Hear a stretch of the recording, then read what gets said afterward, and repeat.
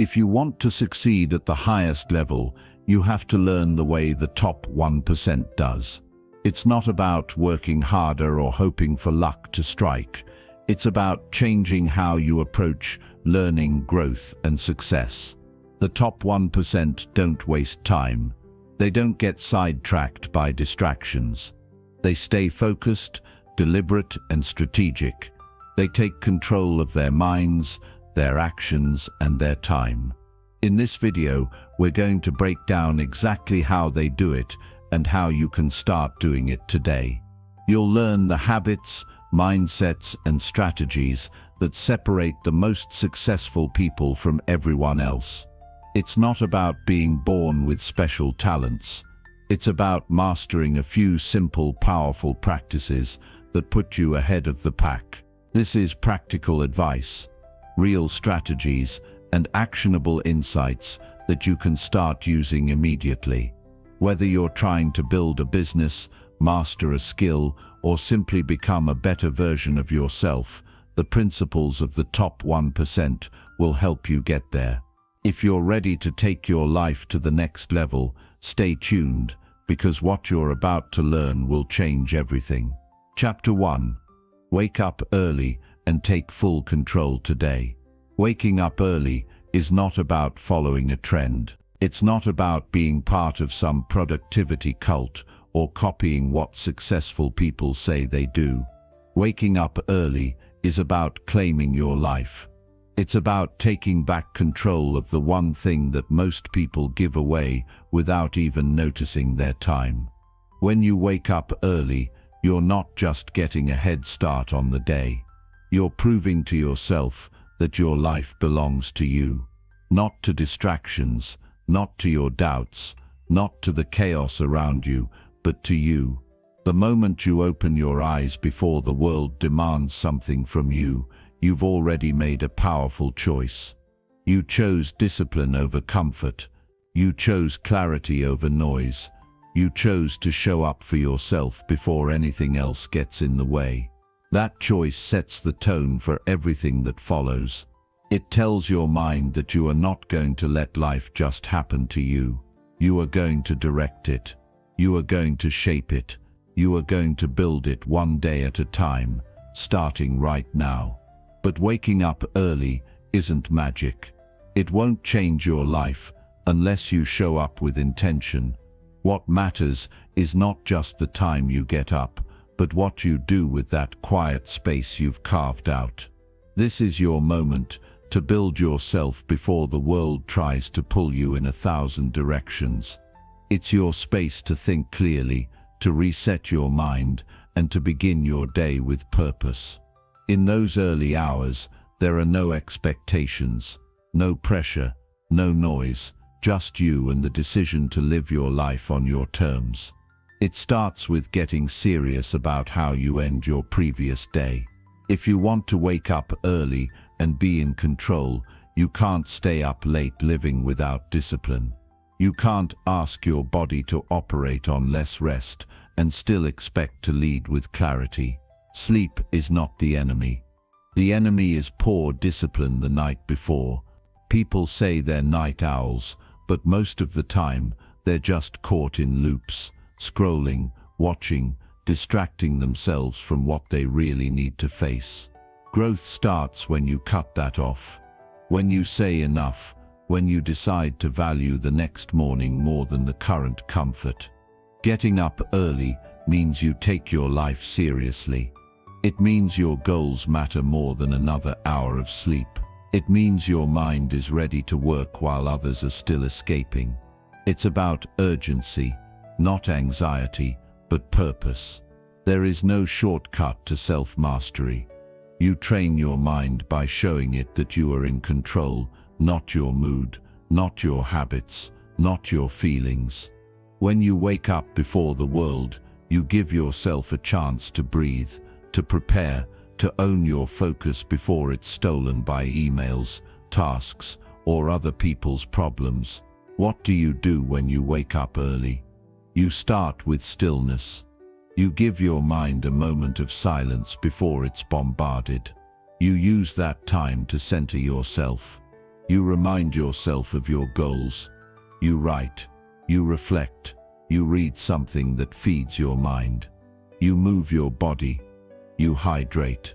You do something to prove to yourself that you are awake, not just physically, but mentally. These small acts of discipline are how self-respect is built. You don't wait for motivation. You act because you made a promise to yourself. You said you would take control, so now you do. Some people struggle with consistency because they wake up early once and expect their whole life to change. That's not how it works. This is not a one-time act. It's a way of life. It's a commitment to living differently than most people. When you get up early every day, you start to notice your thoughts more clearly. You notice your habits. You see where your time is going. You feel when your energy is low and why. You become more aware of how you're living, and that awareness is what allows you to start changing. If you want to get better every single day, you can't live like everyone else. Most people wake up in reaction. Their alarm goes off and they hit snooze. They wake up late and start rushing. Their first thoughts are about stress, work, and what's missing. That's not control, that's chaos. That's letting the world dictate your rhythm. You need to be intentional. You need to be deliberate. You need to be ruthless about creating space for your own growth. And that starts with your mornings. Waking up early is one of the simplest yet most powerful habits you can build. It doesn't require money. It doesn't require special talent. It just requires commitment. It requires you to be honest about your priorities. What matters more to you? Your comfort or your growth? You answer that question every night when you choose whether to go to bed with purpose, and every morning when you decide whether to rise with discipline. You don't need a miracle morning routine. You need a real one that fits your life but still demands effort. You don't need 2 hours of yoga and journaling and cold plunges. You need a set of actions that sharpen your mind and bring you into the day with strength. Maybe that means 15 minutes of silence. Maybe it means reviewing your goals. Maybe it means doing push-ups. The point is not what you do, but that you do it with full presence. You are telling your mind, I'm here, I'm ready, I'm not drifting through life anymore. At first it will be hard. Your body will resist. Your mind will beg for more sleep. But every time you get up anyway, you train yourself to rise above your excuses. You teach yourself that your word means something. You stop breaking promises to yourself, and that builds trust. And when you trust yourself, you stop waiting for permission to grow. You stop waiting for the right time. You start taking full ownership of your life. Think about what kind of person wakes up early every day.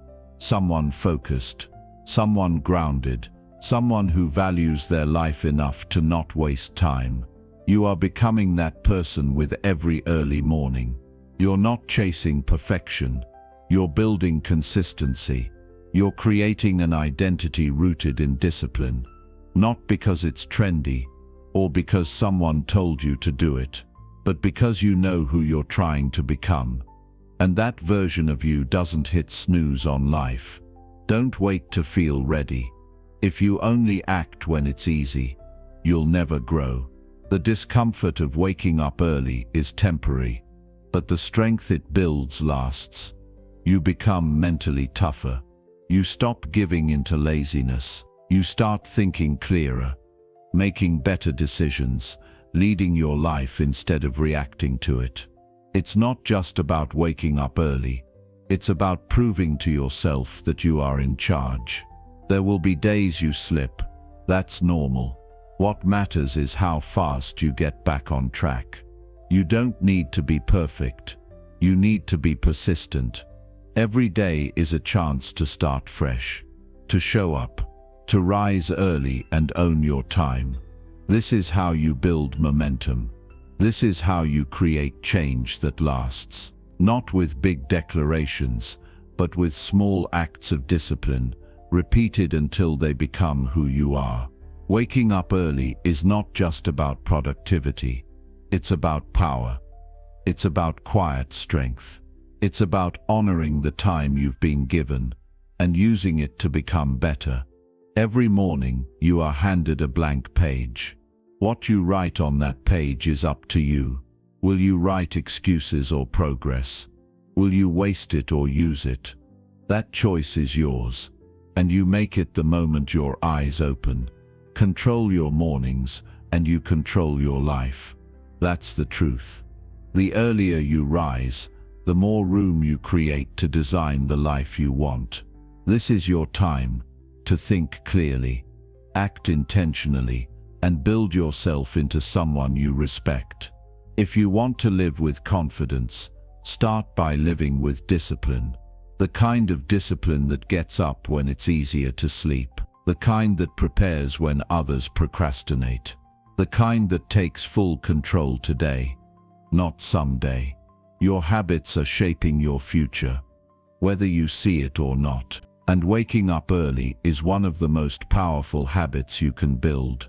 Not because it makes you special, but because it puts you in control. It gives you the power to decide how your day begins. And when you begin your day with strength, focus, and intention, you carry that energy into everything else you do. You don't need to wake up at 4 a.m. You need to wake up early enough to be intentional with your time, enough to move at your own pace, enough to build momentum before the day throws distractions at you. Even 30 extra minutes can make a huge difference. Use them well. Use them to become who you said you'd be. Don't waste them scrolling or checking notifications. Use them to feed your mind, train your body, or reflect on where you're going. In time, this habit will change how you see yourself. You'll stop identifying with your past and start aligning with your future. You'll stop saying, "I wish," and start saying, "I do." You'll stop doubting your potential and start living with intention. All from one simple choice to wake up early and take full control today. This is the first step in building a life you don't need to escape from. This is the foundation of daily growth. This is how you separate yourself from the average, not with noise or talk, but with quiet action. Day by day, morning by morning, you earn your confidence by showing up. You build your power by starting early. You prove you're serious by doing what most people won't. Your life changes when you do. It starts now. Get up, take control, own your morning, and you will own your life. Chapter 2. Write your goals down and review them daily. You are losing your life one unfocused day at a time, and most people never even realize it until it's too late. That's the painful truth.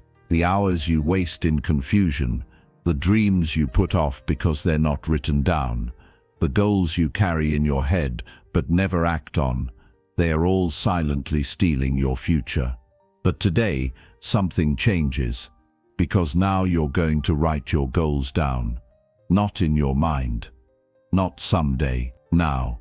And you're going to review them every single day until your life starts to match the clarity of your vision. People who drift through life without written goals live by default. They wake up and follow whatever the day throws at them: emails, noise, obligations, distractions. Then they collapse at night, feeling tired but not fulfilled, busy but not productive. But those who write down their goals live by design. They choose how they spend their energy. They move with direction. They know what they're working toward. Writing your goals is not a cute productivity trick. It's not a trend. It's a declaration of war against confusion, passivity, and regret. Think about this. You've already been given a mind capable of building a new life. You have the imagination to envision what could be, the will to pursue it, and the power to make it real. But without clarity, that power gets wasted. You have to aim. You have to define what matters. You have to commit it to paper, not just once, but every single day. Because if you don't see your goals, you forget them. If you don't remind yourself, you drift. And if you drift, you lose. The top 1% don't wake up and hope for a good day. They wake up with a mission. They know what needs to be done because they've written it. And they don't just write it once at the beginning of the year. They return to it daily. They refine it. They reconnect to it. They burn it into their identity. That's why they win. That's why they move faster, think clearer, and accomplish more in 1 year than most people do in 10. They aren't smarter, they're more intentional. And you can do exactly the same if you choose to. Writing your goals every day builds internal strength. You stop needing outside motivation. You stop waiting for permission. You become your own reminder. Every line you write down becomes a vote for the future you want. Every day you review those lines, you harden your focus. You sharpen your mind. You quiet the noise of the world and listen to the direction of your soul. The act is simple, but the effect is profound. And don't just write vague hopes. Don't write "be successful" or "get rich" or "get better." Be specific. What exactly does success look like? How much money? By when? Doing what? Where will you live? What will your body feel like? How will you spend your mornings? Who will you be surrounded by? Write with clarity, detail, and commitment. You're not writing a fantasy. You're writing blueprints for the life you're going to build with your bare hands. Most people don't fail because they lack talent. They fail because they lack direction. They don't even know what they're aiming for, so they spin in circles, doing random work, chasing shallow rewards, stuck in cycles that drain their potential. Writing your goals stops that cycle. It forces you to decide what matters. It forces you to prioritize. And when you do that, you stop reacting to life and start shaping it. It's not about writing 100 things. It's about writing the right things. What do you want badly enough that you're willing to work for it every day? What matters so deeply that you're willing to say no to comfort and yes to discipline? Write that. Then write what you're going to do about it. Not someday. Today. Make your goals your orders. Give your life structure. Give your time purpose. Give your actions meaning. When you review your goals daily, they stay alive in your consciousness. You start to filter the world differently. You recognize opportunities faster. You say no to distractions with more strength. Your choices become strategic. You know what's urgent and what's not. You stop letting your emotions dictate your behavior, because you've already decided what matters most. That daily review is the difference between a person who hopes and a person who builds. Hope is passive. It waits. But writing your goals daily is active. It commands. It decides. It executes. Every day you write them down, you become more aligned with the future you want. And over time that alignment turns into momentum. That momentum turns into results. And those results turn into transformation. People who master themselves don't rely on motivation. They create systems. And writing down your goals is one of the most powerful systems you can build. It keeps you anchored. It keeps your eyes on the target. It pulls you through fatigue, doubt, and fear. It's not flashy, but it's unstoppable. One day of writing won't change your life, but 1 year of it will make you unrecognizable. You don't need to figure it all out at once. Just start. Grab a notebook or a journal. Every morning, before the chaos of the day begins, write your goals, not on a screen. With your hand. Let your brain connect with your body. Let your vision move through you. Write what you want. Write what you're willing to give. Write how you'll act today to move 1 inch closer. Then do it again tomorrow, and the next day, and the next. That repetition creates power. That clarity creates peace. Even on the days you don't feel like it, especially on those days, write your goals. It's in those low moments that the practice matters most, because anyone can write when they're motivated. But those who write when they're discouraged prove that their future matters more than their feelings. And that kind of consistency is rare. That kind of consistency wins. You'll notice something else happen when you do this. Your mind will begin to filter out the unnecessary. You won't crave approval as much. You won't seek random validation. You'll be too focused, too connected to your purpose. You won't be shaken by setbacks. You'll see them as feedback. You won't waste time. You'll guard it.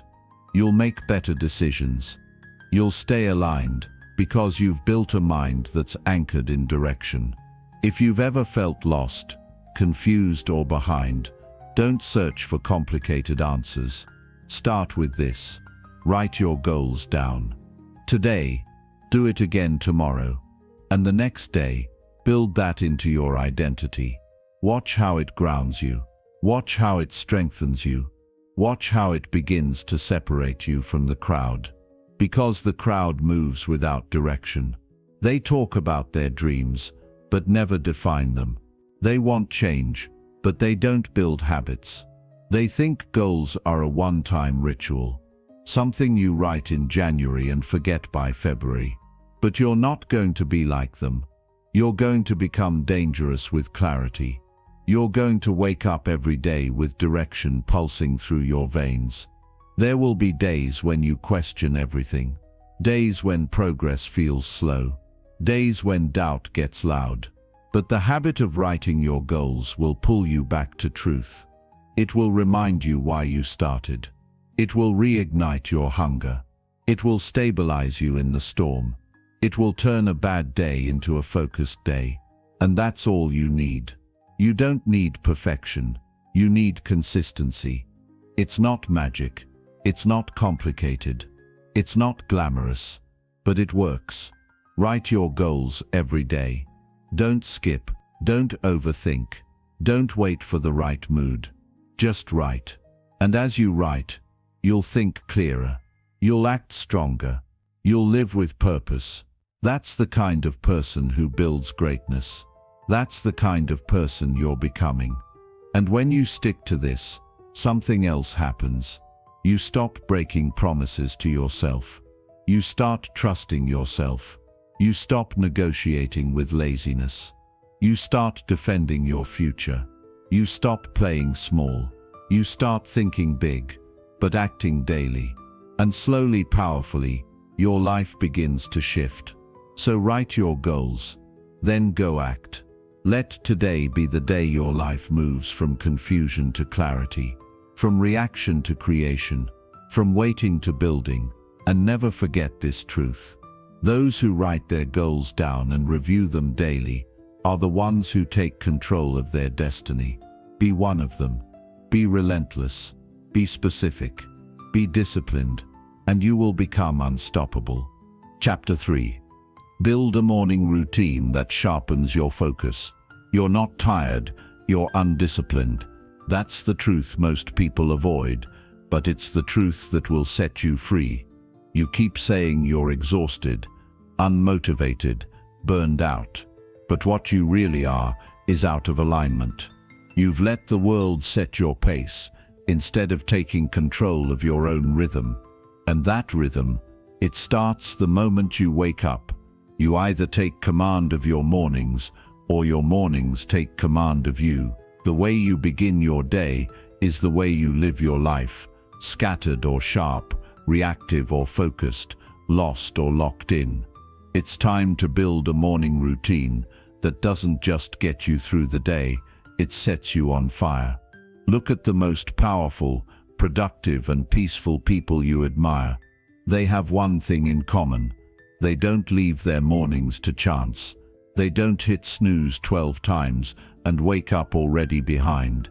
They don't scroll aimlessly, get up late, and let the anxiety of life punch them in the mouth before they even get out of bed. They know exactly what they're doing in those first few hours, and because of that, they win the rest of the day before the rest of the world even wakes up. You see, the battle for focus isn't won in the middle of the day, it's won before it even begins. It's won in the darkness, before the noise, before the notifications, before the distractions start knocking. And that's where most people lose, because they wait until life gets loud before trying to center themselves. That's like trying to build a house in the middle of a hurricane. It's too late. You don't center yourself in the storm. You prepare for the storm in the silence. And that silence, that's your morning. But here's the painful part. Most people waste it. They open their eyes and immediately open their phones. They trade their peace for panic, their clarity for chaos. Before they've even taken a breath, their mind is filled with everyone else's opinions, problems and noise. They haven't even stood up yet, and already they're off balance. That's not a routine. That's a recipe for emotional and mental exhaustion. You can't live on your terms when you start every day reacting to everyone else's. So what do you do instead? You build a morning routine that protects your mind, sharpens your focus, and aligns you with your highest self. And you don't do it randomly. You do it intentionally, because this isn't about productivity hacks. It's about power.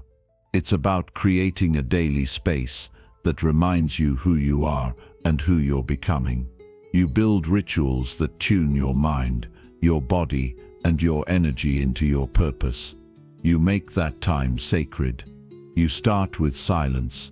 Before you look at anything, before you check anything, sit in stillness. Let your mind land. Let your thoughts settle. Breathe with intention. You're not just calming your mind, you're reclaiming your power. Because in a world addicted to speed, stillness is a superpower. And when you master it first thing in the morning, you become unshakable. Then you move. Not for aesthetic, not for social media, but to activate the intelligence in your body. Your body carries memory, energy, stress and strength. When you move it with intention in the morning, you unlock clarity. You wake up your system. You send a message to your brain that says, we're not hiding today, we're showing up. And while the world tells you to grind mindlessly, you take a different path. You write, not to impress anyone, not to be perfect, but to anchor your focus. Grab a pen, grab a journal, and empty your thoughts. Get clear. What are your intentions? What are your non-negotiables? What matters today, and what doesn't? When you write it, you see it. When you see it, you remember it. And when you remember it, you follow it. The people who write down their intentions in the morning don't wander through the day, hoping things go well. They create direction. They aren't chasing clarity at 2 p.m. because they found it before the sun came up. That's how you lead your life, with awareness, not impulse, with vision, not reaction.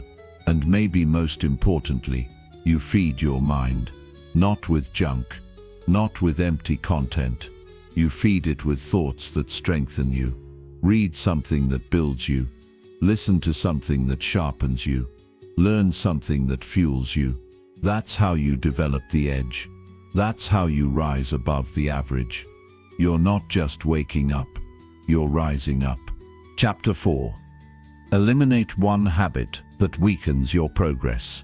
Every day you keep a habit that's quietly killing your momentum, and deep down, you know exactly which one it is. You don't talk about it. You don't post about it, but it's there, buried in your routine like a parasite, draining your progress, stealing your time, and sabotaging the person you're trying to become. And the longer you let it stay, the harder it becomes to move forward. You cannot climb with something constantly pulling you down. This is your moment to confront it. Not tomorrow, not next week. Now, think about how hard you've worked. The books you've read, the advice you've followed, the plans you've made. You've got the vision. You've got the hunger. But somehow, you keep running in circles. You take 2 steps forward, and then something, always the same something, pulls you back. It's not your job. It's not other people. It's not bad luck. It's you. It's one small, consistent choice you keep making every day that holds back your potential. That one habit is your anchor. We often look at the big things, goals, systems, dreams, but it's usually the small hidden habits that sabotage them. It could be the time you waste scrolling for hours when you promised yourself you'd read. It might be the excuses you make when you said you'd finally go to the gym. Maybe it's procrastinating on that one task that actually matters because it makes you uncomfortable, or always saying yes when you know it should be a no. And the worst part is, it doesn't feel destructive in the moment. That's what makes it so dangerous. It feels normal, comfortable, harmless, until months go by and nothing's changed. You tell yourself you'll stop eventually. But let's be honest, eventually is the graveyard where dreams go to die. Because every time you delay, you reinforce the identity of someone who doesn't follow through. Every time you say, just one more time, you teach your mind that temporary relief is more valuable than long-term success. That habit is not just wasting your time, it's shaping your identity. And if you don't eliminate it, it will keep you stuck at the same level, no matter how much you want to grow. Here's what most people get wrong. They think adding more to their life will create change. More goals, more books, more routines. But the truth is, subtracting the wrong things is more powerful than adding the right ones. One destructive habit can override 10 positive ones. One crack in your discipline can collapse the whole foundation. And that's what you need to fix. Not everything, just one thing. The thing you know is slowing you down. So let's make this real. Choose one. Just one. One habit that you know is eating your time, draining your energy, or dulling your edge. You don't need to fix your entire life today. But you do need to eliminate the pattern that keeps you from leveling up. Ask yourself, what's the one habit that if I dropped it today, my life would start to accelerate? Maybe it's the habit of hitting snooze every morning. You tell yourself 5 more minutes, but that 5 minutes costs you clarity, confidence, and momentum. Maybe it's spending your nights mindlessly consuming content when you should be building, learning, or resting. Maybe it's constantly seeking approval, watering yourself down, playing small because you're afraid of judgment. Or maybe it's something even deeper, avoiding difficult conversations, lying to yourself about your effort, blaming other people instead of owning your results. Whatever it is, name it, face it, because you can't change what you won't confront. You've been giving that habit too much power, and it's time to take it back. This is not about guilt or shame. This is about ownership. You don't eliminate a habit because you're weak. You eliminate it because you're strong enough to choose better, strong enough to evolve, strong enough to say, this is not who I am anymore. It won't be easy. Habits don't die quietly. They resist. They whisper to you. They'll try to convince you that you need them, that they're harmless, that you've earned them, that just one more time won't hurt. But that's a lie. 1 more time becomes 10 more times, and 10 more becomes another month wasted, another year stuck, another version of you that never got built. You have to be ruthless. You have to be willing to go through withdrawal, not just physically but mentally. Your mind will crave the comfort. But you'll need to remind yourself, comfort is not the goal. Growth is, and growth always demands sacrifice. You can't build a new identity while clinging to old habits. You have to decide which one you want more, the habit that numbs your discomfort or the discipline that builds your future. And here's what happens when you finally cut that habit. You create space, space for clarity, space for energy, space for something better to grow. Because every destructive habit you eliminate creates room for a better one to take its place. Remove distraction, and focus appears. Remove excuses, and execution begins. Remove comfort, and confidence rises. It's not just about removing pain, it's about unlocking power. You'll start showing up differently, with sharper focus, with deeper conviction, with a sense of control that you forgot you even had. Because nothing builds confidence like keeping promises to yourself. And when you eliminate the habit that's been breaking those promises, you stop betraying your future. Think about how that feels. Waking up without the weight of guilt, going to bed proud of your choices, looking in the mirror and finally seeing someone who honors their word. That's what you're chasing. Not perfection, but integrity. The habit you're eliminating is not just a behavior, it's a barrier between you and your highest self. And maybe you've tried before and failed. That's okay. You're not weak. You just didn't fully commit. You still had the back door open. You still gave yourself an escape route. But this time, close it. Burn the bridge. Make the decision final. No turning back. No halfway. You eliminate it completely. Not eventually, not gradually, but now. Because here's the truth. Until you cut off what's holding you back, you'll never see what you're truly capable of. That's why this moment matters. That's why this habit must die.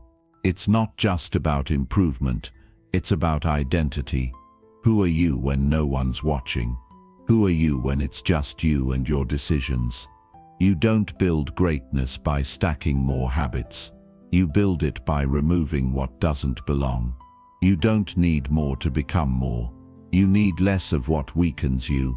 You need to cut the dead weight, the distractions, the comfortable lies, and that requires courage. But the best part, once you remove that one habit, everything changes. You don't just feel lighter. You move faster. Your mind sharpens. Your energy shifts. You gain time, clarity, focus. The things that used to seem impossible start to feel within reach. Because the friction is gone. The resistance is gone. You've cleared the runway. And that's when progress begins. Real progress. The kind that compounds. The kind that transforms you. Not because you added more, but because you had the courage to let go of less.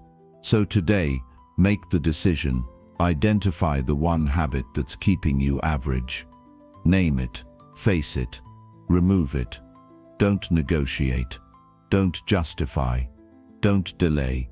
You are not here to stay stuck. You are not here to repeat the same cycle for the next decade. You are here to grow, to rise, to evolve. Kill the habit that's killing your momentum. Not tomorrow. Now. And once you do, don't look back. Because what's waiting for you on the other side is everything you've been chasing. Discipline, focus, confidence, freedom. That's the reward for letting go. This is your moment. Choose the stronger path. Choose to subtract. Choose to eliminate the habit that weakens your progress, and watch your entire life accelerate.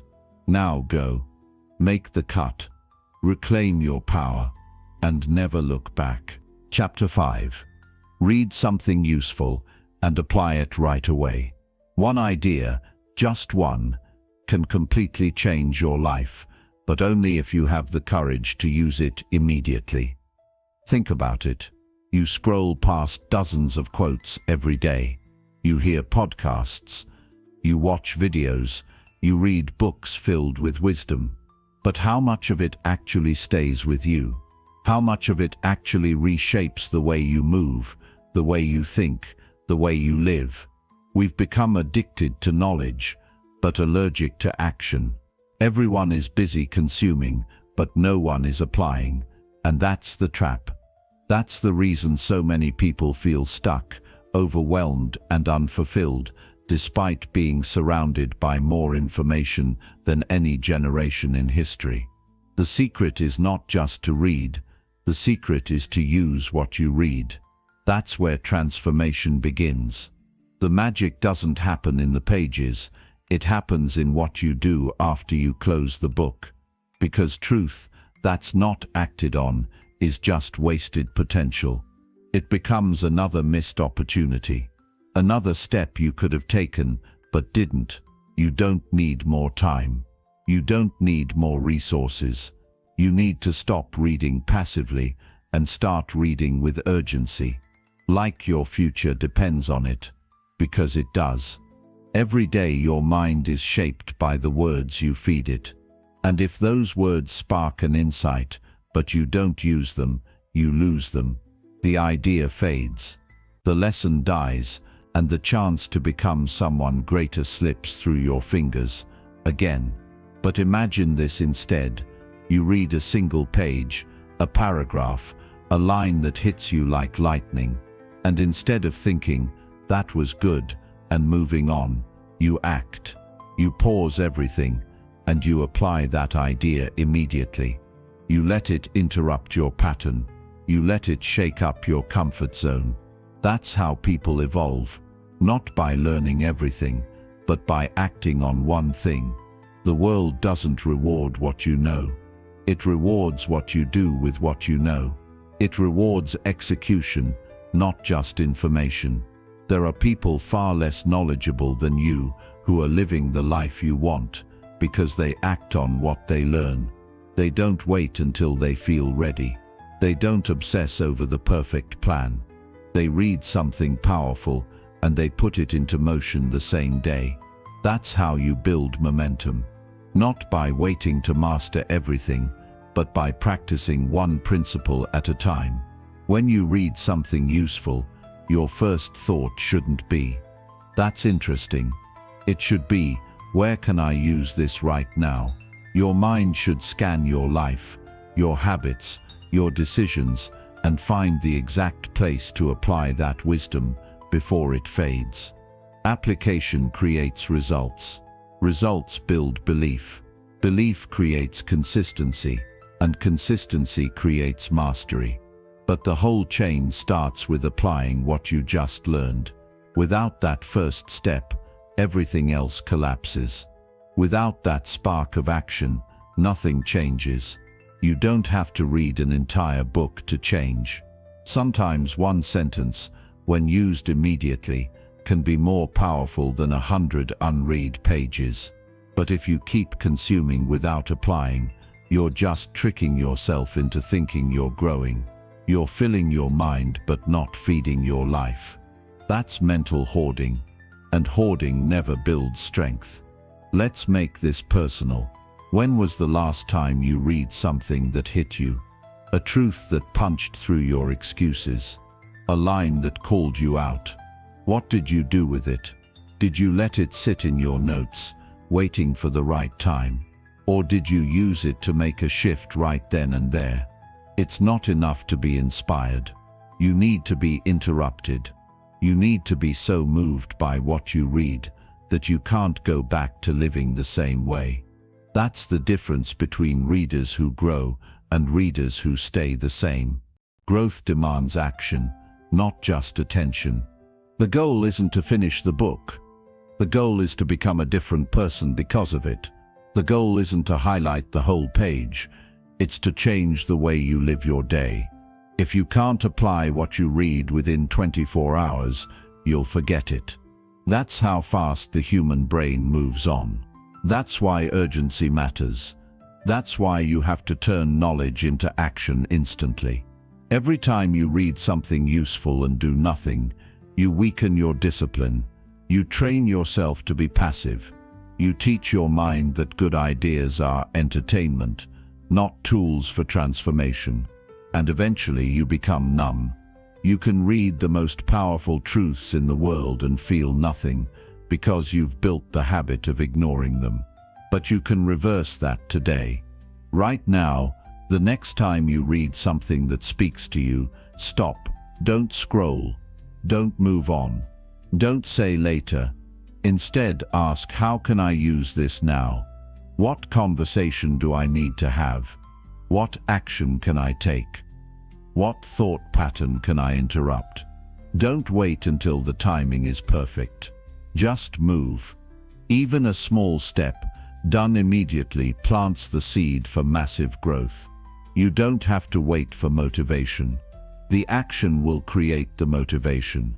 Once you apply an idea and see the shift it creates, your brain starts craving more. It begins to connect learning with results, and that changes your entire relationship with growth. You stop learning out of obligation and start learning out of hunger. You start showing up differently. You're no longer just the person who listens and nods, you're the person who lives it. That's rare. That's powerful. That's the kind of person who rises, because they turn information into transformation. Not someday. Not when it's safe. Now. And here's the beautiful part. You don't need to wait for a major breakthrough. Sometimes the smallest insights, applied immediately, can create the biggest shifts. A reminder to stop complaining. A challenge to take full ownership. A prompt to start your day with clarity. A strategy to control your emotions.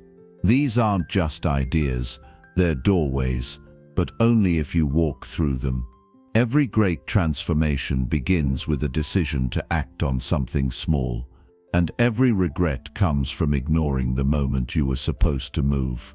You don't need a bigger vision. You need to make use of the wisdom already in front of you.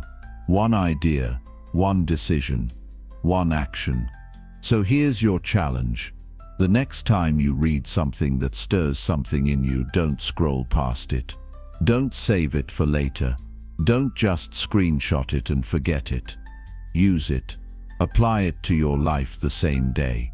Let it impact your relationships, your discipline, your focus, your mindset. That's how you grow, by practicing, not by pondering. It's not what you know, it's what you do with what you know that changes your life. Don't let another day go by collecting information like a museum. Become a lab. Experiment. Apply. Adjust. Live the lessons you learn. Read with purpose. Move with urgency. Grow with action. You're not here to be a library. You're here to be a force. A person who lives by principle, not by preference. Who acts on wisdom instead of just admiring it. That's how you win. That's how you change. That's how you become unrecognizable. In the best way. So the next time you read something useful, apply it right away. No delay. No excuses. Let that idea reshape your decisions, your habits, your mindset. That's the real secret of personal growth. Speed of implementation. The faster you apply, the faster you evolve. And if you're waiting for a sign, this is it. Don't just collect knowledge. Activate it. Embody it. Live it. The future you want is on the other side of the idea you choose to apply right now. Go make it real. Chapter 6. Push your body to get stronger every day. Most people will never realize how powerful they truly are because they never push their body hard enough to feel it. They live their entire lives within the narrow comfort zone of physical convenience, avoiding effort, avoiding discomfort, avoiding anything that requires them to dig deep. But that's not where strength lives. That's not where power is born. The truth is, Your body holds a level of strength and resilience you've barely even touched. And the only way to find it is to push. Not once, not when it's easy, but every single day, regardless of how you feel, because your body is your foundation. It carries your dreams, your discipline, your energy, your emotions. If you neglect your body, you weaken your entire life. If your body is fragile, your will becomes fragile. If your body is tired, your vision becomes blurry. You can't focus, you can't lead, you can't rise, because the machine driving everything is breaking down from lack of use. Not overuse, lack of use. And that's the modern problem. We're overstimulated, but undertrained. We scroll endlessly, but we never sprint. We complain about stress, but never challenge ourselves enough to build real resilience. We want confidence, but avoid the physical struggle that forges it. Confidence doesn't come from fake positivity. It comes from knowing you can endure, because you've already been through the pain, and you didn't break. There is something primal and deeply transformative that happens when you push your body beyond its current limits. It wakes you up. It silences the noise. It forces your mind to stop making excuses and start finding reasons. Every drop of sweat, every extra rep, every mile beyond your usual pace, those moments carve something into your character that nothing else can. And it's not about becoming some athlete. It's about becoming someone who refuses to stay weak. Strength is not genetic. Strength is earned. One decision at a time, one workout at a time, one morning when you don't feel like it, but show up anyway. That's how you build something unshakable within you.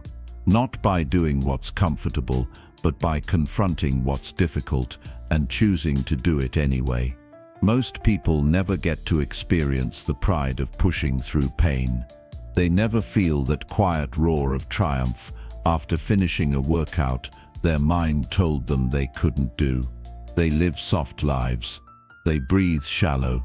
They think weak. And it's not because they're incapable, it's because they never developed the habit of proving themselves wrong. Your body responds to pressure. It gets stronger through resistance. Not by avoiding it, not by babying it, but by leaning into it.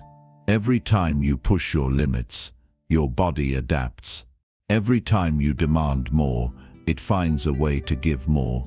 It's not your genetics holding you back. It's your habits, your daily choices, your tolerance for struggle. And the good news, that's all in your control. Stop waiting for motivation to train. Motivation is fleeting. Discipline is the real engine. Discipline doesn't ask how you feel. Discipline doesn't care about your excuses. Discipline gets up and moves, because it knows that strength is built in the repetition, not the mood. Every time you honor the commitment to push your body, you reinforce the identity of someone who refuses to stay the same. And you don't need hours. You don't need perfection. You need intention and effort. You need to sweat with purpose. You need to face the part of you that wants to quit and keep going. That's where the growth lives. That's where self-respect is forged. You earn it in the last few reps, in the moments when your lungs are burning, your legs are shaking, and everything in your mind screams stop, but you move anyway. That's not just physical training, that's mental warfare.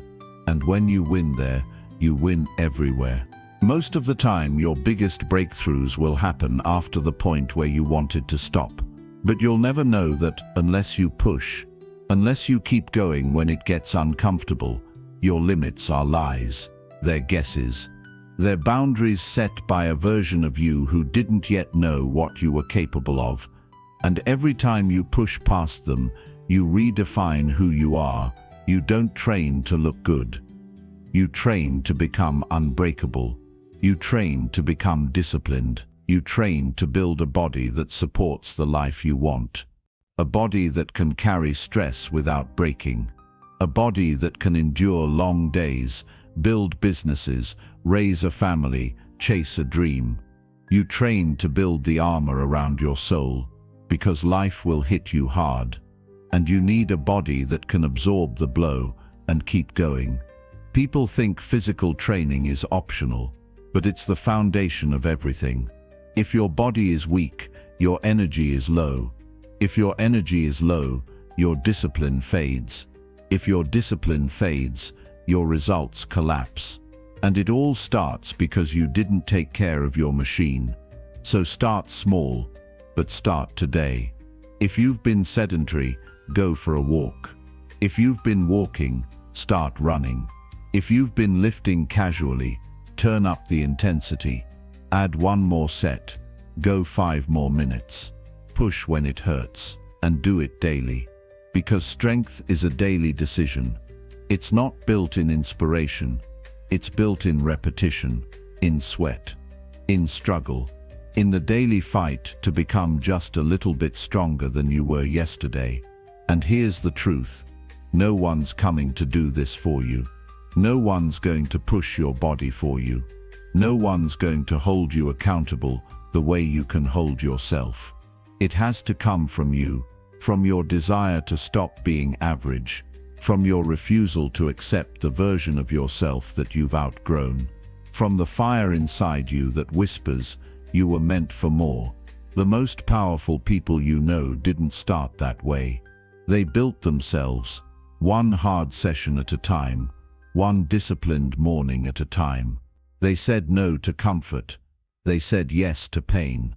Not because they enjoyed it, but because they knew what was on the other side of it. Freedom, power, clarity, and strength that no one could take away from them. Your future self is watching you. 10 years from now, the version of you who either feels strong, alive, and focused, or sluggish, weak, and frustrated, is being shaped by what you do today. Right now, this choice, this workout, this moment, you're building something, or you're breaking something, but you're never standing still. Don't wait for New Year's. Don't wait for Monday. Don't wait for the perfect plan. Pick one hard thing. Do it, then do it again tomorrow. Then again the day after that. Stack the pain, stack the reps, stack the wins. You'll be amazed at who you become, not just in your body, but in your spirit. You'll walk differently, think differently, speak with more conviction, not because you learned something new, but because you became someone new, through effort, through sweat, through the daily decision to show up, even when it's inconvenient. This is your invitation to rise, not to compete with anyone else, but to compete with your own weakness, to silence the voice that says not today, to replace hesitation with action, to train with purpose, to move with intention, to treat your body like the engine of your dreams, not the prison of your fears. Push your body to get stronger every day, not for vanity, not for likes, but for your life, for your legacy, for the people who look up to you, for the vision you carry, for the battles you haven't even faced yet, but will need the strength to win. And if you ever forget why you started, remember this: the pain of discipline will never compare to the pain of regret. One builds you, the other breaks you. Choose your pain wisely. Now move, push, sweat, strain, breathe, grind, and come back tomorrow, stronger. Because strength isn't something you're born with. Strength is something you earn, every single day. Chapter 7. Track your progress and stay honest with yourself. Every day you don't track your progress is another day you risk lying to yourself without even knowing it. The truth is, most people don't fail because they're incapable. They fail because they never take full responsibility for their direction. They operate on hope, on assumption, on vague feelings. They say things like, I think I'm doing okay, or I feel like I've made progress, but they can't prove it. They can't point to the numbers. They can't point to the facts. And in that gap between what they believe and what's real, dreams die, progress fades, confidence disappears. Because what you don't track, you can't improve.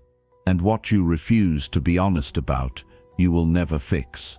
Every serious transformation starts with brutal self-honesty, not self-hatred, not self-punishment, but the kind of honesty that rips through your excuses and forces you to face where you really are, not where you pretend to be. And most people are too afraid to do that.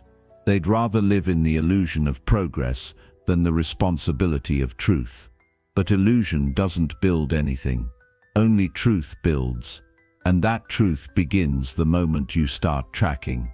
When you write things down. When you measure. When you document your actions instead of assuming your intentions. When you take inventory of your days, your efforts, your habits. When you stop hoping and start auditing. That's when the game changes. That's when progress becomes real, not emotional. You can't manage what you don't measure. And you can't evolve what you don't understand. That's why the highest performers in every field track everything. Athletes track their training. Entrepreneurs track their revenue. Writers track their words. Anyone who's building something valuable knows they need feedback, not just feelings. They need data, not just desire. And the only way to get that is to track. When you track your habits, your actions, your progress, you create clarity. You can see exactly what's working and what's not. You stop guessing. You stop overestimating your efforts. You see the real gap between where you are and where you want to be. And yes, it's uncomfortable, but that discomfort is where growth lives. That discomfort is the fire that burns through complacency and builds momentum. The problem is, most people avoid tracking because they're afraid of what they'll see. They don't want to face the numbers. They don't want to confront the days they skipped. They don't want to see that they've been busy, but not productive. They fear the truth because they tie their worth to perfection. But the real ones, the ones who grow, they know the truth is a tool, not a punishment. And the moment you start seeing the numbers, the patterns, the behavior, you take your power back. You stop relying on memory, which is often distorted by emotion. You stop telling yourself you're disciplined when the data shows inconsistency. You stop lying to yourself about why you're not getting results. Because the facts don't lie. Every time you track something, your workouts, your meals, your hours of focused work, your spending, your sleep, you shine a light on your habits. And what's seen can be improved. What's exposed can be refined. You can course correct. You can make smarter decisions. You stop being reactive and start being strategic. The real gift of tracking isn't the numbers. It's the awareness. It's the way it forces you to become conscious of your choices. When you know you'll have to write it down, you think twice. You don't scroll for an hour because you don't want to log that. You don't skip the gym because you don't want to break the streak. You don't waste your morning because the tracker is watching. Not to shame you, but to keep you aligned with who you said you want to become. Tracking is accountability with yourself. It's a mirror you can't lie to. It's a system that keeps you grounded in reality. And if you do it consistently, it starts to become a ritual, a part of your daily structure, something you rely on to stay focused, intentional, and honest. And honesty is everything. Because when you lie to others, you damage trust. But when you lie to yourself, you destroy your life. You lower your standard. You build a false reality that can't support your goals. And the longer you live in that falsehood, the harder it becomes to break free. If you want to get serious about progress, You have to be ruthless with the truth. You have to be willing to look at the numbers and say, I'm not doing enough. You have to be willing to look at your calendar and admit, I wasted time. You have to be willing to look at your habits and say, this isn't helping me grow. That's how change begins. Not with motivation, with honesty. And that honesty doesn't have to be harsh. It can be empowering, because once you know where you are, you can move with purpose. Once you know what's broken, you can fix it. Once you know what works, you can double down. But you don't get any of that without the discipline of tracking. Imagine if you tracked your progress every single day for the next 12 months. Your habits, your routines, your effort, your results. Imagine how much clarity you'd have. Imagine how much stronger your self-awareness would become. Imagine how much faster you could improve, because you're not guessing. You're not spinning your wheels. You're watching the data evolve and adjusting in real time. Now imagine the opposite. A year of vague goals. A year of I think I'm doing okay. A year of hoping without measuring. A year of emotion without facts. You might feel productive, but you'll never know for sure. And that's where most people stay, in the emotional fog of false progress. They feel busy, but they're not moving forward. They feel motivated, but they're not getting results. And they wonder why nothing changes. But you're not most people. You're not here to play small. You're not here to live blind. You're here to grow. You're here to evolve. You're here to become a better version of yourself. And that starts with tracking. Not for validation, but for evolution. So start today. Create a simple system, a notebook, a spreadsheet, a habit tracker. It doesn't have to be fancy. It just has to be consistent. Pick a few things that matter and start logging. Daily, with discipline, track your effort, track your execution, track your behavior. Don't wait until it's perfect. Just begin. And watch what happens. Watch how fast your awareness sharpens. Watch how quickly your excuses fade. Watch how clearly you begin to see the truth, and how that truth sets you free. Not because it's easy, but because it's real. And that's what real growth demands. Reality, honesty, precision. You can't hit a target you don't define. You can't win a game you don't score. You can't master your life without measuring your behavior. And in the end, this is about self-respect. Because people who respect themselves don't operate on guesswork. They don't drift. They don't hope. They execute. They reflect. They track. And they grow. Not in a straight line, but in a visible, measurable, undeniable way. So if you're tired of feeling stuck, start tracking. If you're ready to level up, start tracking. If you're serious about becoming the person you were born to be, start tracking. It's not glamorous, it's not exciting, but it works. Every single time. You have the power to change your life. But only if you stop lying to yourself. Only if you face the numbers. Only if you build the courage to look at where you are and take full responsibility for getting where you want to go. Track your progress. Stay honest. And watch how quickly your entire world transforms. You'll start building with intention. You'll start moving with confidence. You'll start living with clarity. And in time you'll become the kind of person who doesn't just dream but delivers. Start today. The numbers are waiting. The truth is calling. And your future is watching. What will you do next? Chapter 8. Speak positively and clearly to your own mind. The way you speak to yourself becomes the script your life follows. So if your inner voice is unclear, harsh, or negative, your path will reflect that chaos. Most people never realize that the most powerful voice they'll ever hear is their own.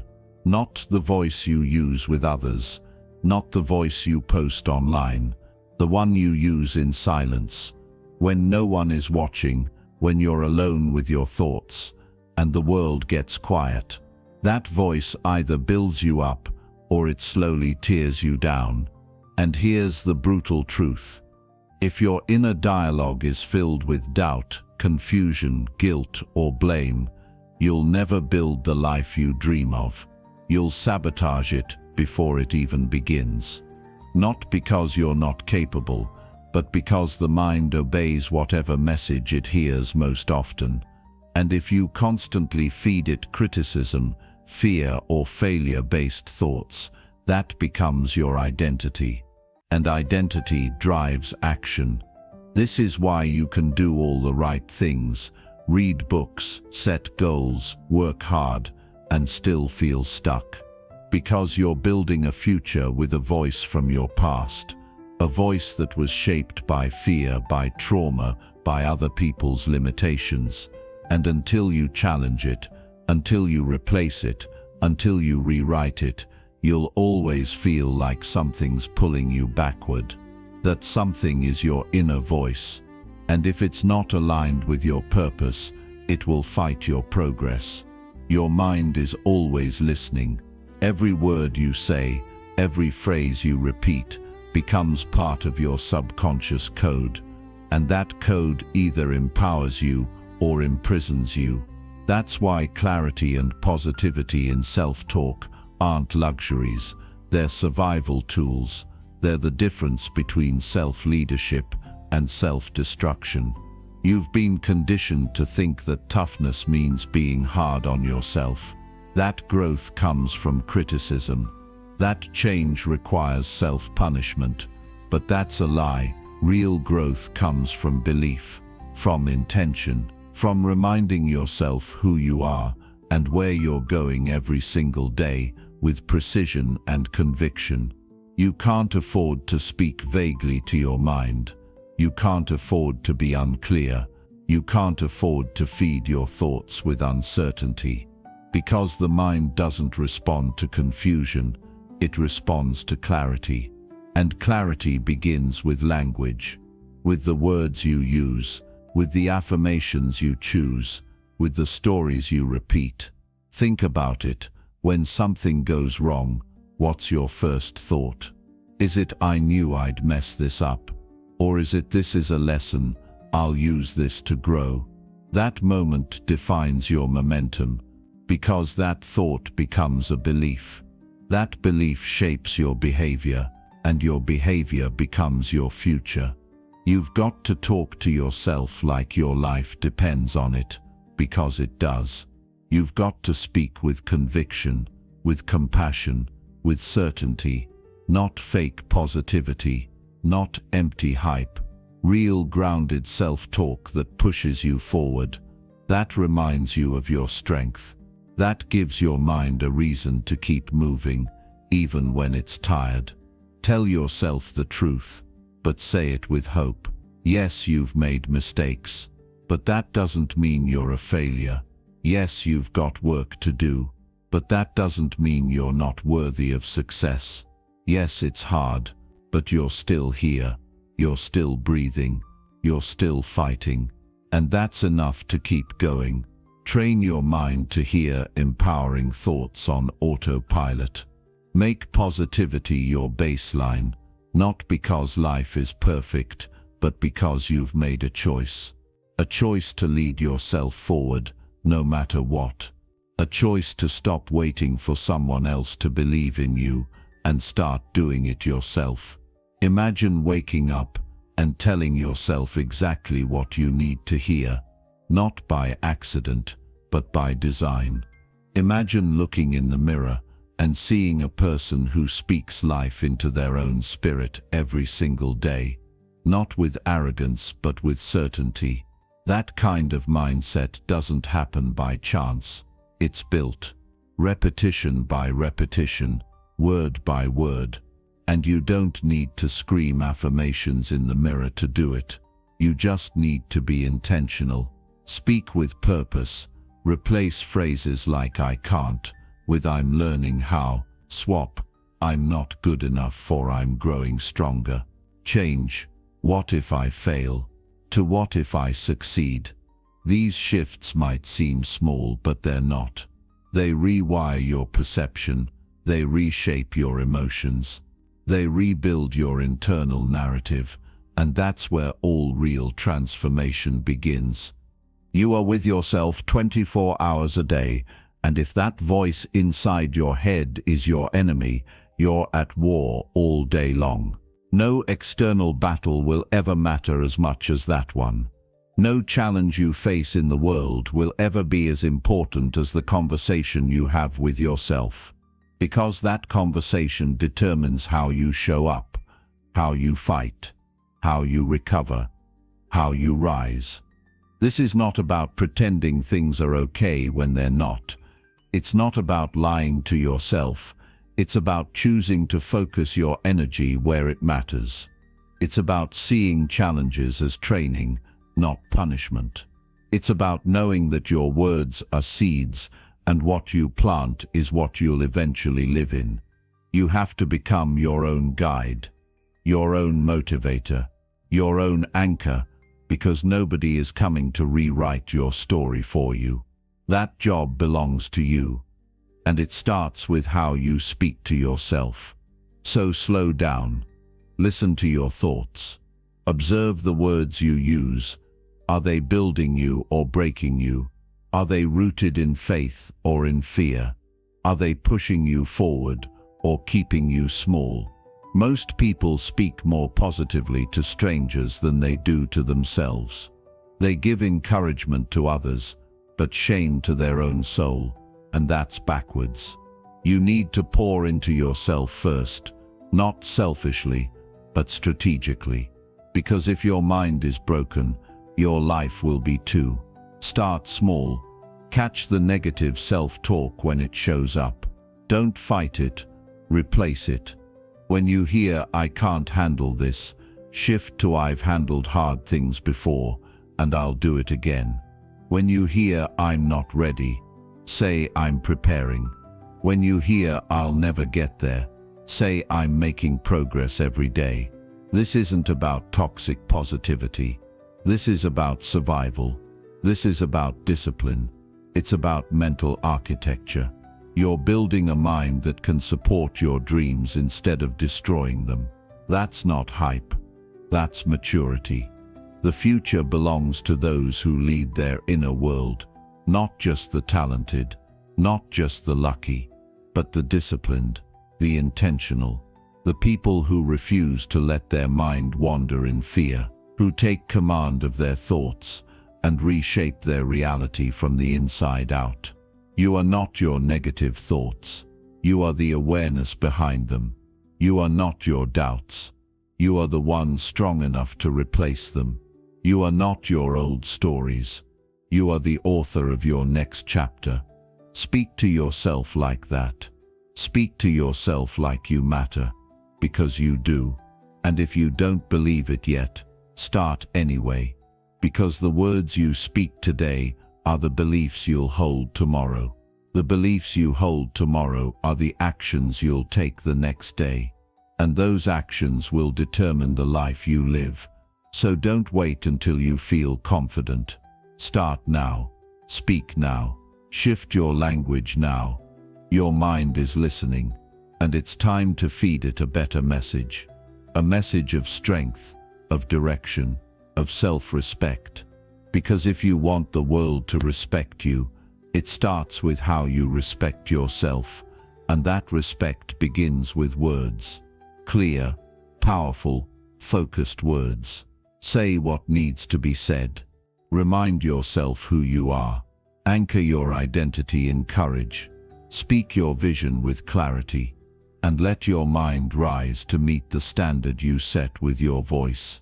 The world might try to bring you down, but your inner voice should always lift you back up. Let it be your weapon. Let it be your guide. Let it be your power, and use it daily to become unstoppable. Now go. Speak like you mean it. Think like you believe it. Live like it's already yours. Because the way you speak to yourself is the way you shape your world. And that world is waiting for you to lead. Chapter 9. Face one fear and take action through it. The greatest fear you will ever face isn't the world outside of you, it's the one inside of you. The one that tells you you're not good enough, that you can't do it, that you're not worthy. That's the real battle. And it's one you can win. Fear isn't just a feeling, it's a barrier, an illusion designed to keep you from reaching the place where growth happens, where your true potential lies. Every single person you admire, every person you look at and think, I wish I could be like them, or they have it all together, has faced their own version of fear. They've been scared. They've felt doubt. They've questioned their ability to succeed. But what they did differently was act in spite of it. Fear is not the problem. The problem is how you react to fear. You have two choices. When fear shows up, you can run from it, or you can face it. Every time you run, you reinforce the belief that fear controls you. Every time you choose to act through it, you prove to yourself that you are stronger than your fear. Fear is not something to avoid. It's something to move through. And the only way to move through it is to act. Action is the antidote to fear. You can sit and worry. You can overthink and prepare all you want. But until you take action, fear will always have the upper hand. The first step to overcoming fear is realizing that it's not as powerful as it seems.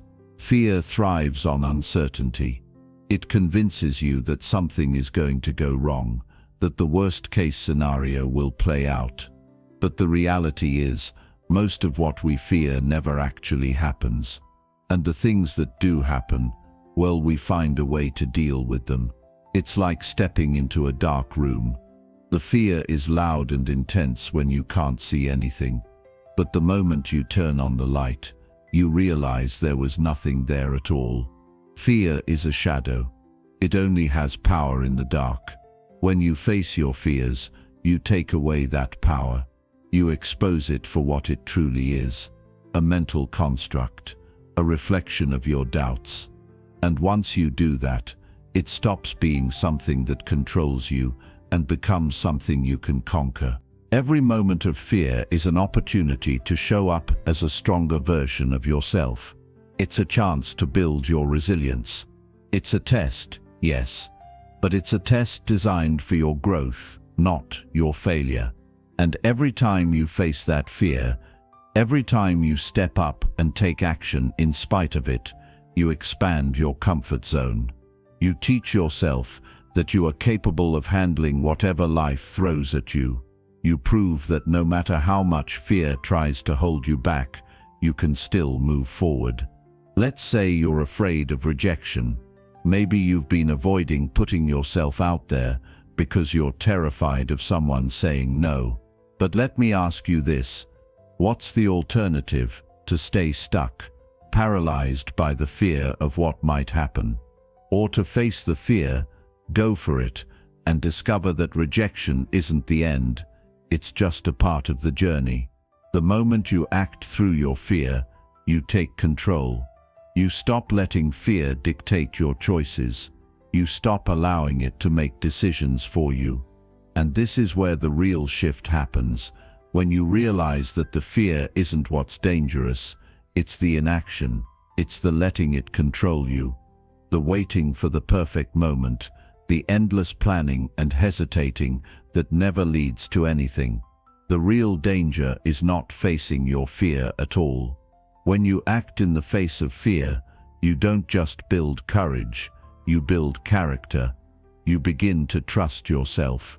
You start to develop a quiet confidence, one that comes from knowing that you are capable of doing hard things. You begin to prove to yourself, not just once, but over and over again, that you can survive discomfort. You can survive doubt. You can survive failure. Because failure isn't the end of the road. It's part of the process. It's the feedback you need to improve, to grow, to do it better the next time. Imagine this. You're standing on the edge of something you've always wanted to do, but fear is holding you back. It's whispering all the reasons why you shouldn't move forward. But what if, just for a moment, you chose to ignore that voice? What if you took one small step anyway? What if that step didn't lead to perfection, but it led to progress? Taking action through fear isn't about eliminating the fear, it's about doing it anyway. It's about taking the first step, even when you're not sure of the outcome. It's about deciding that your future is more important than the temporary discomfort fear causes. Every step you take is a victory. Every step you take is evidence that you are growing.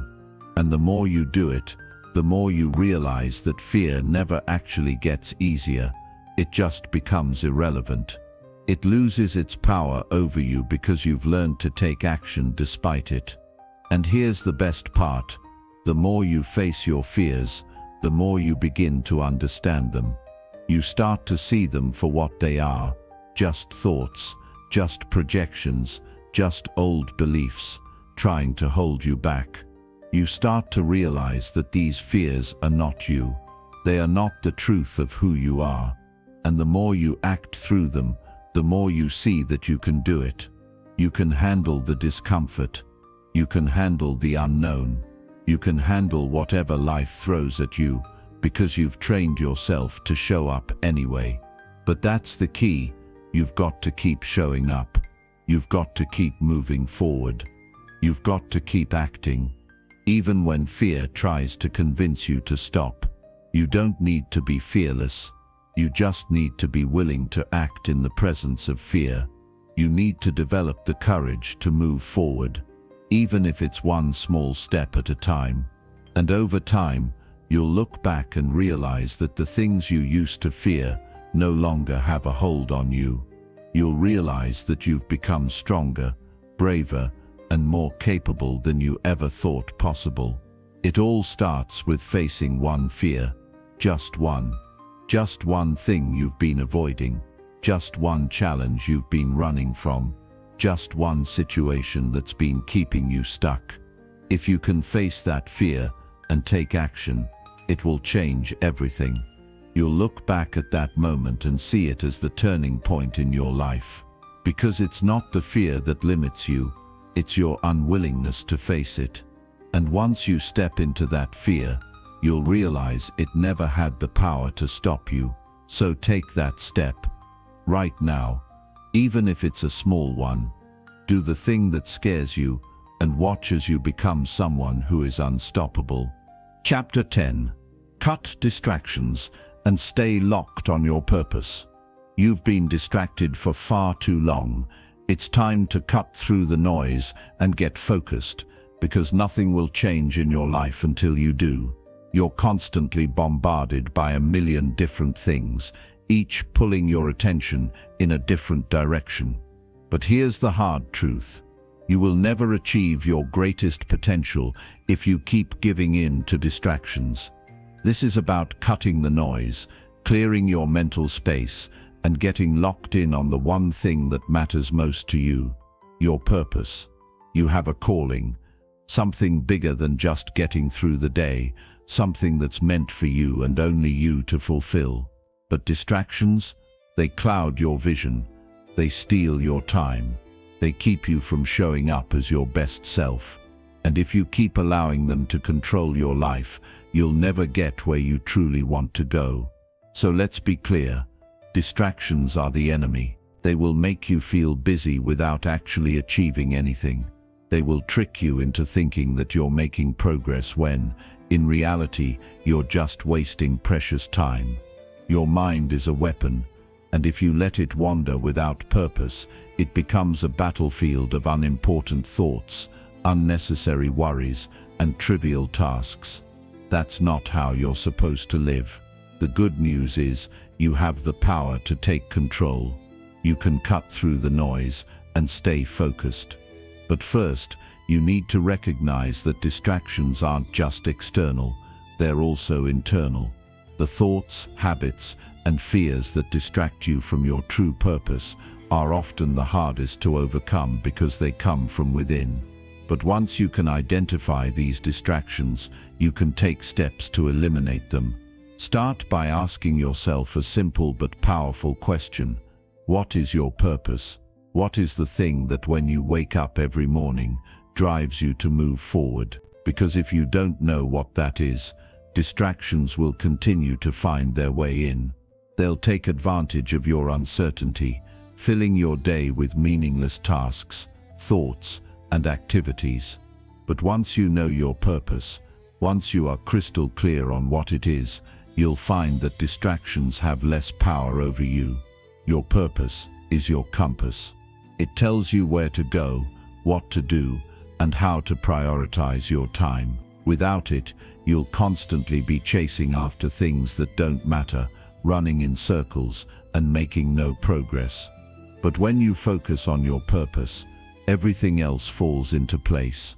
You begin to make decisions that align with your highest goals. You start cutting out anything that doesn't move you closer to your vision. And that's where true focus begins. Now let's talk about what happens when you cut distractions. First, you gain clarity. Every time you stop engaging with something that doesn't serve your purpose, you free up space in your mind. You clear away the clutter, and in that space your true purpose becomes more obvious, more urgent. You can see it clearly, and once you see it, you can act on it. When distractions are removed, you unlock a level of productivity that you didn't think was possible. You start to move with purpose. Every action you take is intentional. Every decision is made with your ultimate goal in mind, and it's not about working harder, it's about working smarter. It's about saying no to things that don't matter, so you can say yes to the things that will move you forward. One of the most powerful things you can do for yourself is learn to guard your time fiercely. Time is your most valuable asset. Once it's gone, you can't get it back. And every time you give in to distractions, you're allowing your time to slip away from you. Time spent on meaningless activities is time that could have been spent pursuing your purpose. Don't waste it. Don't let distractions steal from you what you can never get back. And here's where it gets even more interesting. When you start cutting distractions, you also start cutting out negative influences in your life. Distractions often come in the form of people, social media, or situations that drain your energy or shift your focus. These people may mean well, but if they are not helping you grow, if they are not pushing you toward your purpose, then they are holding you back. And just like with external distractions, you need to identify these energy-draining influences and remove them from your life. Cutting distractions means having the courage to say no. It means having the discipline to turn down things that seem attractive but don't align with your goals. It's not about being rude or selfish, it's about respecting your own time, your own purpose. You have a finite amount of energy and focus, and you cannot afford to waste it on things that don't matter. It's easy to get caught up in the habits of daily life. We get distracted by small, seemingly harmless things, checking social media just for a minute, watching one more episode of a TV show, or engaging in conversations that don't push us forward. But these distractions add up. They steal your time and energy in ways you don't even realize. And before you know it, you've spent an hour or two or more doing nothing that moves you closer to your goals. Now ask yourself, what would happen if you spent that same hour on something that directly contributed to your purpose? What if, instead of scrolling through your phone, you spent that time working on the project that matters most to you? What if you used that hour to improve yourself, learn something new, or take a step closer to your dreams? Imagine how much more you'd accomplish, how much more progress you'd make if you started locking in on your purpose and cutting out distractions. The reality is, distractions are not just the things that take up your time, They're also the things that keep you from doing your best work. They lower your standards. They make you feel like you're accomplishing something when, in fact, you're just spinning your wheels. And this doesn't just apply to your work. It applies to every area of your life, your health, your relationships, your finances, and your personal growth. Think about it. When you're distracted, you're not fully present. You're not fully engaged. You're not giving your best. And that's why cutting distractions is such a game changer. When you eliminate the things that don't matter, you free up mental and emotional energy to focus on the things that do. You begin to show up as the best version of yourself, and the results speak for themselves. So how do you actually start cutting distractions and staying locked on your purpose? It begins with awareness. You need to take a hard look at your habits, your routines, and your environment. Identify the things that are pulling you away from your focus. Are you spending too much time on social media? Are you constantly checking your phone? Are you allowing other people's problems to distract you from your own goals? Once you identify these distractions, it's time to take action. Start by setting boundaries. Create clear guidelines for how you'll spend your time and stick to them. Protect your time as if it were your most valuable asset, because it is. Schedule time to focus, time to work, and time to recharge. And when distractions show up, have the courage to say no. Another powerful tool is to eliminate digital distractions. The world has become incredibly noisy, and it's all too easy to get sucked into the vortex of endless notifications, messages, and emails.